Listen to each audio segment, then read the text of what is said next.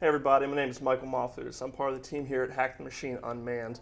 With me I have Captain Small from PEO USC. It's my first Hack the Machine and it's his first Hack the Machine, so I figured we'd sit down for a little conversation and go over why Hack the Machine. Captain Small, can you give us a little bit more about yourself and why you got involved this year? Great, yeah, thanks. So I'm Captain Pete Small, as mentioned. I'm the program manager of Unmanned Maritime Systems and PEO Unmanned and Small Combatants. And in that PEO, we're developing a portfolio of unmanned undersea and unmanned surface vessels in response to the Navy's maritime strategy to develop a future hybrid fleet. And so we are executing a number of large prototyping programs, including large vehicles like Orca Extra Large UUV, large USV, medium USV, and a fleet of prototyping efforts.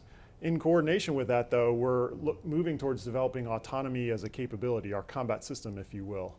And in regards to that, we need all the best and brightest ideas to develop, to manage data, to do modeling and simulation, command and control, and autonomy development. So we really need the best and brightest, both ideas and minds, to help us both develop the technical solutions, but develop the strategy about how we're going to acquire those systems on behalf of the Navy and then deploy them to the fleet for widespread use by Navy sailors. So we really need a lot of help in this effort, and it's a big effort. Which is a really cool thing about Hack the Machine, because what it does is basically gives all these military problems, and you're able to kind of expose it to a community larger than just the military.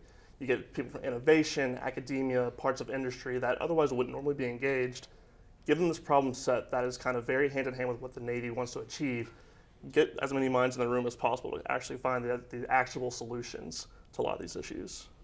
Yeah, it's really great. And as I mentioned, some of the results can help those technical solutions, but also really shape the acquisition strategies that we're going to go after for developing autonomy code, which is really important, and to write requirements for things like cybersecurity, which is essential to having safe and reliable unmanned systems to go do what the Navy needs to do.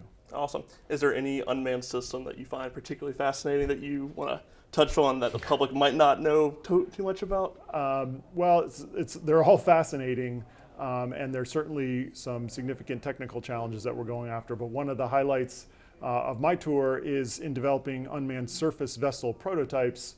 I am a submariner by background, and I've had the great opportunity to both drive in a manned sense some of these larger ships at the helm, but I've also had the great opportunity to be on board when they're in autonomy. So it's really great to be on board a surface ship in autonomy mode, hands off the wheel, and watch it reacting and responding to the inputs around it. So it's really been a fun job. That's awesome. Is there anything you want to let the crowd at home know before we get back to the games? Just stay tuned.